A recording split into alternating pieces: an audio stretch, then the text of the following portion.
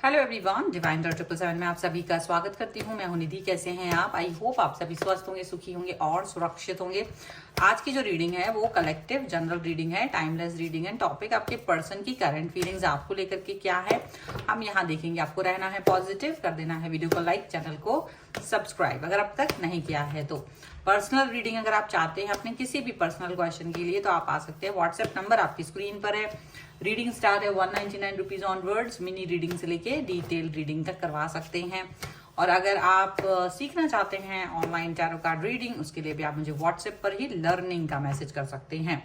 चलिए अभी स्टार्ट करते हैं आपके इस रीडिंग को। और देखिए टॉपिक जो मेरे मन में आ रहा है, जो आपके लिए इस समय मुझे जो कनेक्शन दिया जा रहा है वो यही है कि आपके पर्सन आपसे अगर रूठे हुए हैं तो उनका रूठने का रीजन क्या है। अगर वो आपसे नाराज हैं किसी चीज को लेकर के तो उनके उखड़ने का क्या रीजन है आपके लिए, ठीक है, ये हम यहाँ देखेंगे। सो आपको अगर ये रीडिंग देखनी है तो आप इस पर बने रहिए।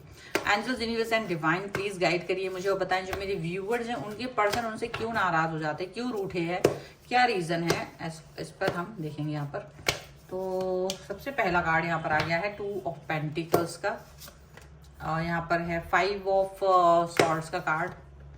यहाँ पर है 9 ऑफ पेंटिकल्स का कार्ड। यहाँ पर है 6 ऑफ कप्स का कार्ड। यहाँ पर है 8 ऑफ वॉन्ड्स का कार्ड। 3 ऑफ पेंटिकल्स, द सन। यहाँ पर है पेज ऑफ पेंटिकल्स। यहाँ पर है 10 of swords and king of cups का कार्ड। सबसे पहले अगर हम राशियों की बात करेंगे तो यहाँ पर चारों एलिमेंट्स हैं, 12 ही राशियां, सभी राशियों के लोग हैं, ठीक है। यहाँ पर है 9 ऑफ कप्स का कार्ड है, ट्रांसफॉर्मेशन का कार्ड है, एंड 3 ऑफ यहाँ पर कप्स का कार्ड है, ठीक है। तो इनके जो आपसे डिस्टेंस में जाना, रूठना, जो भी कुछ है वो आप क्यों देख रहे हो, उसके पीछे का रीजन कहीं ना कहीं आपका भी दिख रहा है और इनका भी दिख रहा है। दोनों का ही यहाँ पर सिचुएशन नजर आ रही है। बहुत ध्यान से सुनने की जरूरत है, बहुत गहरी सोच है, समझने की जरूरत है। देखिए इनकी लाइफ जब आपके साथ में ये पर्सन आए, देखो क्या होता है ना, कभी कभी आप अपनी बुराई नहीं सुन पाते, कभी कभी अपने पर्सन की नहीं सुन पाते हो, बट दिस इज ट्रूथ। जो सच है वही आपको बताया जाएगा। अगर आपके अंदर वो कमी है तो उसको हटा देना बहुत जरूरी है। ये इंसान आपसे लाइफ में जब भी मिले हैं उस समय आपका इनका रिलेशन बड़ा अच्छा चल रहा था, स्टार्टिंग पॉइंट बहुत अच्छी रही होगी, लेकिन बाद में आपको जैसे जैसे पता चलता गया ये इनकी लाइफ के बारे में, जैसे जैसे आप जानते गए, तो भाई कहीं ना कहीं इनकी लाइफ में आपके अलावा भी कुछ लोग शामिल होंगे, चाहे वो उनके दोस्त हों, चाहे इनके साथ में काम करने वाले हों, या इनकी फैमिली हो, या कोई भी। तो कोई भी इस एक इंसान जो थर्ड पार्टी के रूप में आपको दिखता होगा, वो पर्सन से आप बहुत परेशान रहे हैं ऐसा लग रहा है। और वो मतलब आप अपनी दिल की भावना, आपको लगता था बस मैं ही इस व्यक्ति पर अपना कंट्रोल करूं, अपना राज करूं, लेकिन ये कहीं ना कहीं थर्ड पार्टी को इंपॉर्टेंस देते रहे। वो अब कोई भी हो सकता है, ठीक है, उनका भाई बहन भी हो सकते हैं, उनके फ्रेंड्स भी हो सकते हैं, उनके बॉस भी हो सकते हैं, उनके कोई फ्रेंड, मतलब कोई भी हो सकता है।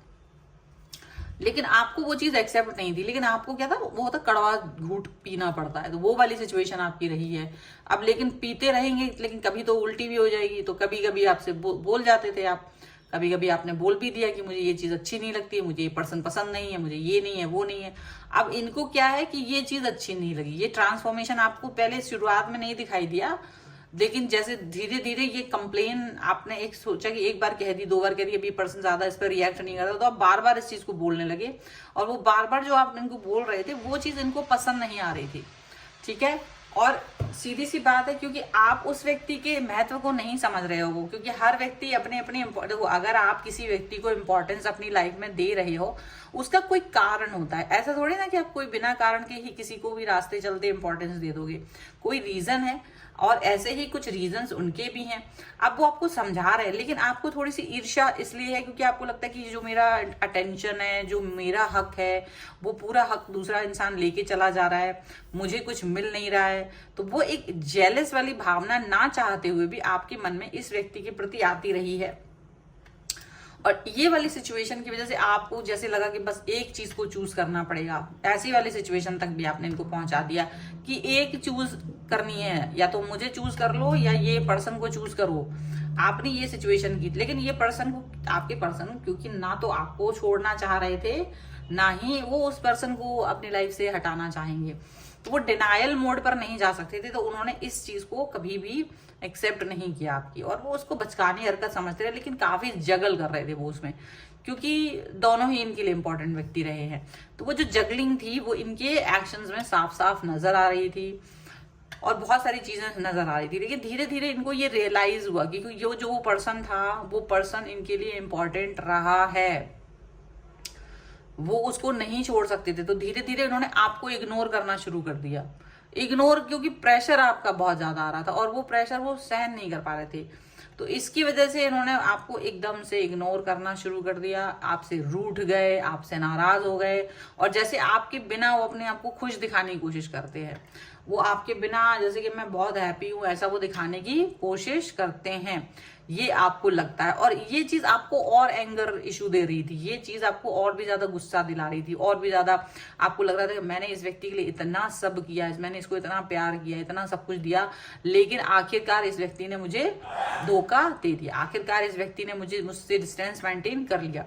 वो चीज आपको यहाँ पर नजर आती थी, जिससे कि कभी कभी गुस्से में ना बहुत तेज आग बबूला हुए हैं, तो ये आपको मनाने भी आए हैं, ये आपको मनाने भी आए, ऐसा नहीं है कि इन्होंने प्रयास आपको मनाने का नहीं किया, बिल्कुल मनाने का प्रयास किया, बिल्कुल आपकी तरफ आने की कोशिश किया, लेकिन जब भी वो आपकी तरफ आते थे तो आप वही चीज आप फिर से दोहरा देते थे कि ये पर्सन है और मुझे इससे दिक्कत हो रही है, मुझे ऐसा वैसा, और वो फिर वो आपको कन्विंस करने की कोशिश करते थे, फिर वो आपको समझाने की कोशिश करते थे कि वो व्यक्ति तो इम्पोर्टेंट है, उसको हम नहीं हटा सकते, आपको इस चीज को अंडरस्टैंड करना पड़ेगा।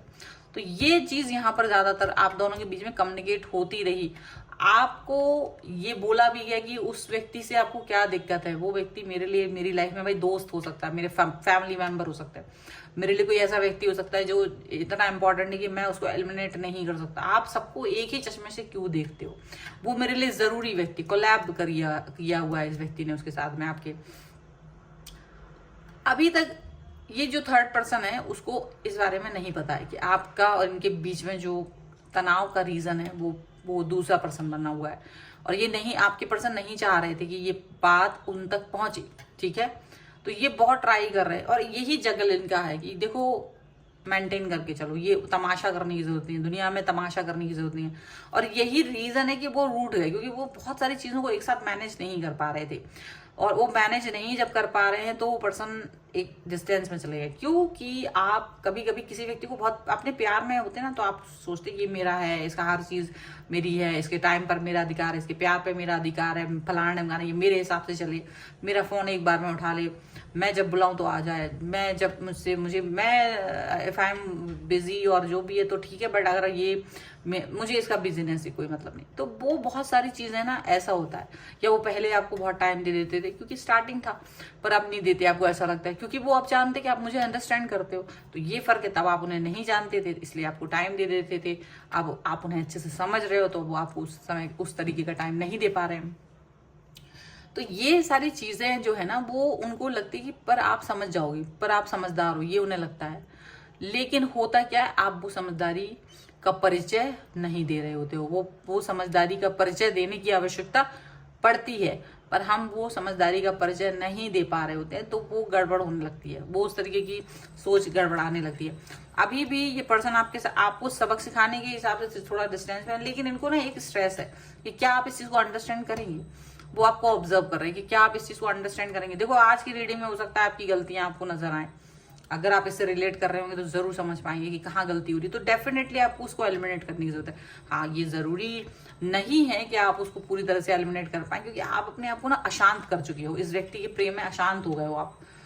अब ये अशांति जरूर है, और भले ही, लेकिन इसमें शांति पाना बड़ी आसान सी बात है, इसमें शांति पाना बहुत आसान है। देखो अभी आप बहुत इस पेनफुल सिचुएशन में हो, और कि मुझे इस पर्सन से बाहर, कि इस सिचुएशन, अब देखो उनका रूठना तो हमने समझ लिया, आपकी भी पेनफुल सिचुएशन है, आप इस व्यक्ति का प्रेम चाहते हैं पूरी तरह से, लेकिन ये कहीं ना कहीं थोड़ा सा स्टक है। प्रेम आपको देना चाह रहे हैं वो, लेकिन थोड़ा सा वो स्टकनेस में है। वो चाहते कि आप उस चीज को समझें, आप इस चीज को अंडरस्टैंड करो, मेरे अंदर क्या चल रहा है, मैं किस चीज से गो थ्रू हो रहा हूँ, मैं किस चीज से गो थ्रू हो रही हूँ, वो चीज आपको अंडरस्टैंड करने की जरूरत है। तो वही चीज आपको समझनी पड़ेगी, वो चीज आपको समझना बहुत जरूरी है। अगर आप वो चीज नहीं समझोगे तो बहुत सारी चीजें आपको गड़बड़ दिखाई देंगी, ठीक है। ये जरूर है। तो आपको गड़बड़ नहीं देखना है, आपको किसी भी तरीके से सिचुएशन को खराब नहीं देखना है, आपको सिचुएशन को सही देखना है, आपको सिचुएशन को प्रॉपर देखना है। और जब आप सिचुएशन को प्रॉपर देखते हो, जब आप प्रॉपर तरीके से उसको अंडरस्टैंड करते हो, वो चीज आपको कहीं ना कहीं अलग तरीके से दिखाई देती है, वो चीज आपको अलग तरीके से फील करा देती है कि हाँ मुझे ये रिलेशन में कैसे रहना। समझदारी का काम यही होता है, समझदारी यही होती है कि हमको वेट करना, मतलब नाप तोल करना। वेट का मतलब नाप तोल करना है कि देखो यार ठीक है, हो सकता है ये पर्सन इसके भाई कभी उसने एहसान किया हो उसके ऊपर, कभी उसको जीवन दान मिला हो उसकी वजह से, कभी उसकी स्थिति इतनी खराब थी पर उसने उसको महत्व दिया था, कभी उसके मन की स्थिति इतनी खराब थी कि उसने उसको बचाया था। तो वो कभी कभी क्या होता है, इंसान उसके महत्व को नहीं भूल पाता है, लेकिन वो महत्व आप नहीं समझ पा रहे हो और आप चाह रहे हो कि यार उस इंसान को एलिमिनेट कर दो। वो कैसे एलिमिनेट कर दे? आपकी लाइफ में भी कुछ ऐसे लोग होंगे जो आपको इंपॉर्टेंस दे रहे थे जब आपकी जान खतरे में थी, जब आपको बहुत जरूरत थी पैसे की, जब आपकी परिवार में किसी की हेल्प नहीं हो रही। कई सारे ऐसे कारण हो सकते हैं कि हो सकता है समाज में कोई आपको प्रेम नहीं करता, बट वही एक दोस्त आपका दोस्त बन गया, वही एक व्यक्ति आपके फैमिली का बहुत इंपॉर्टेंट वेल विशर बन गया। तो वो व्यक्ति को कैसे कोई हटा दे? वो उसकी इंपॉर्टेंस आप समझ पा रहे हो, उसने आपको जो भावनात्मक सपोर्ट दिया था वो आप समझ पा रहे हो। तो वही चीज आपके पर्सन के साथ है। जो थर्ड पार्टी है ना, जिसको आप थर्ड पार्टी समझ रहे हो, वो उसके लिए इंपॉर्टेंट है, उसके महत्व को कम नहीं किया जा सकता। आप उस चीज को इसलिए नहीं समझ रहे हो क्योंकि आप तब प्रेजेंट नहीं थे, बट आप चाहते हो अब वो बिल्कुल एलिमिनेट हो जाए, तो वो नहीं कर पा रहे और वही आपकी जो प्रॉब्लम का कारण बन रहा है। तो कहाँ चेंज करने की जरूरत? शायद वो ट्रांसफॉर्मेशन आपको अपने अंदर लाने की जरूरत है, शायद आपको अंडरस्टैंड करने की जरूरत है, शायद आप भी उस व्यक्ति को आदर सम्मान सत्कार देने लग जाओ। अगर आप उसे प्यार देने लगो, अगर आप भी रिस्पेक्ट करने लगोगे, हाँ मेरा पर्सन रिस्पेक्ट दे रहा है, मैं भी इस व्यक्ति को रिस्पेक्ट दूं, तो चीजें अपने आप बदल जाएंगी। देखो एक बार ऐसा करके, अगर वो व्यक्ति आपके पर्सन को बहुत इंपॉर्टेंट, तो कुछ चेंज करने की जरूरत है, थोड़ा बहुत तो चेंज कर ही लो। क्यों नेगेटिव वाइब्स देके आना? वो चीजें अगर आप अपने आप बदलोगे तो आप अपने आप ही किंग ऑफ कप्स के कार्ड में बदल जाओगे। आप अपने आप ही देखोगे कि सारी चीजें मेरे लिए बदल गई हैं, सारा सिनेरियो मेरे लिए चेंज हो गया है। विष का प्याला पीने की जरूरत नहीं है, ठीक है। यहाँ पर आप वो रूठ गए तो आप और विष का प्याला पी रहे, आपको उसको बदलना अमृत में है। विष को अमृत में बदलने की कोशिश कीजिए, ये बहुत बहुत जरूरी है। आपको विष को अमृत में बदलना ही पड़ेगा, तभी जीवन चल पाएगा। हमारी सोच ही तो विष है, हमारी सोच ही अमृत है, और कहीं कुछ तो है नहीं अलग से। यही तो विष बनता है, हमारा शरीर पे, हमारे मन पे, हमारे मस्तिष्क पे इसका ही तो असर होता है, हमारी थॉट्स का। यही विष है, यही अमृत है। बदल देने से सब कुछ बदल जाता है, और नहीं बदलने से कुछ भी नहीं बदलता। मुझे नहीं पता कितने लोग इस वीडियो को देखेंगे, कितने लोगों के काम को वो समझ पाएंगे इस बात पर, कितने लोग इस पर वर्क कर पाएंगे। लेकिन अगर वीडियो आपको अच्छा लगा, वीडियो लाइक जरूर कर दीजिएगा, चैनल सब्सक्राइब कर लीजिएगा पर्सन, और यहाँ पर लिख दीजिए कॉमेंट बॉक्स में अमृत 1111। और अगर आप पर्सनल रीडिंग चाहते हैं, व्हाट्सएप नंबर आपकी स्क्रीन पर है। रीडिंग स्टार्ट है 199 रुपीज ऑनवर्ड्स। मिनी रीडिंग से लेके डिटेल रीडिंग तक करवा सकते हैं। अगर आप सीखना चाहते हैं ऑनलाइन टैरो कार्ड रीडिंग, उसके लिए भी आप मुझे व्हाट्सएप पर ही लर्निंग का मैसेज कर सकते हैं। आप मुझे इंस्टाग्राम और मेरे दूसरे चैनल से भी फॉलो कर सकते हैं, सभी का लिंक आपको डिस्क्रिप्शन बॉक्स में मिल जाएगा। मिलते हैं एक नई रीडिंग के साथ जल्दी, तब तक देखते रहिए divine tarot 777। Thank you for watching, bye.